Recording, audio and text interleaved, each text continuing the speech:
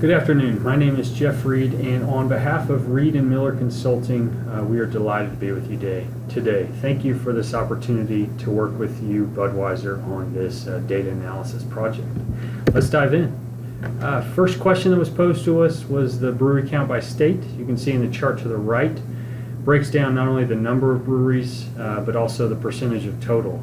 You can see that there's a fair amount of concentration. The top 10 count for about 51% and the top 5 for about 31%. So I think that's some useful information to be mindful of as you think through your sales and growth initiatives going forward. Any data analysis project, you need to address the topic of missing data or NAs. We looked through all of the data and found that only 2 of the 10 categories had missing data, and that was in the ABV and the IBU columns. So what did we do with that data?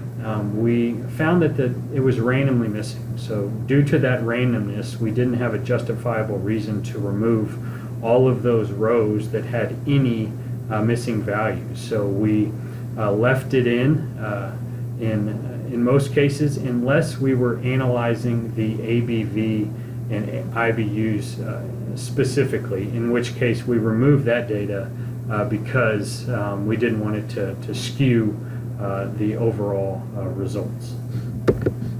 When looking at the median alcohol by volume by state, fairly tight range here, as you can see on the chart to the right. Not a whole lot of value add, just to be cognizant of where different states are if you're looking to sell products there accordingly.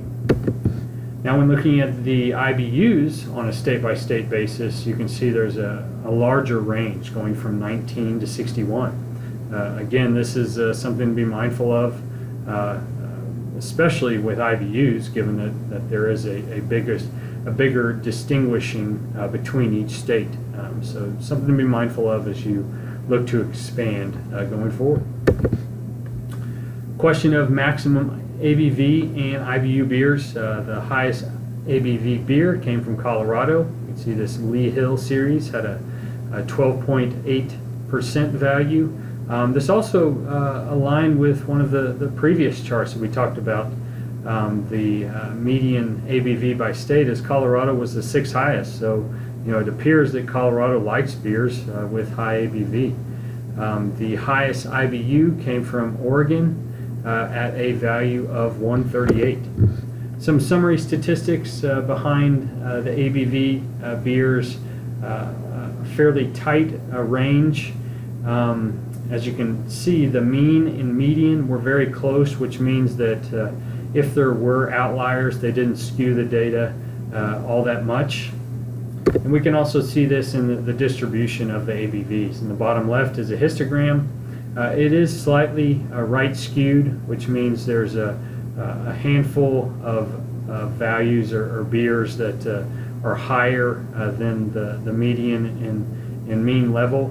And when we looked into this further, we found that a large amount of those are IPAs, or India Pale Ales.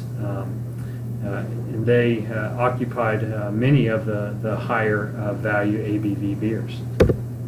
Now looking at the correlation between the IBUs and ABVs, you can see there's, in the scatter plot to the right, there's a clear positive correlation. We found that to be about 0.67, which we think is important that when you're developing products and as you're increasing the IBUs in a beer, that it's likely the ABVs will follow suit. So something to be mindful of as you're creating products going forward. Now what this slide is detailing is we created a K&N model. So just to simplify it, it's a model that is seeking to classify in this case a beer as being either IPA or an other ale. And you can see again, even when just looking at the ales, there's a clear positive relationship between the ABVs and IBUs. And in this case, our model was 87% correct in identifying and distinguishing between in either an IPA or an other ale And what you see in the chart is, if you look at the top right, those triangles, the triangles are the IPAs. So there's the higher IBU and ABV beers for the ales were the IPAs, and our model can help you predict what between those two, depending on the ABV and the IBU. And then lastly, talking to you, getting as much information as we could, asking questions, and also listening to your recent conference call. You addressed that there's a fair amount of concentration within the U.S., which makes sense. And so we asked ourselves, where should you focus your sales penetration efforts? So we took your data and also overlaid that with some of ours, and we decided to break down beers to brewery by region. And so what this is trying to quantify is how much penetration is there on a region basis in terms of the number of beers in each brewery, with the lower being the better because there's more opportunity to penetrate that region. And as you can see, the South region was the lowest. And then looking at within the South region, we broke it down by state and asking ourselves, where should you prioritize in the South region? And our recommendation is to focus on North Carolina and Virginia.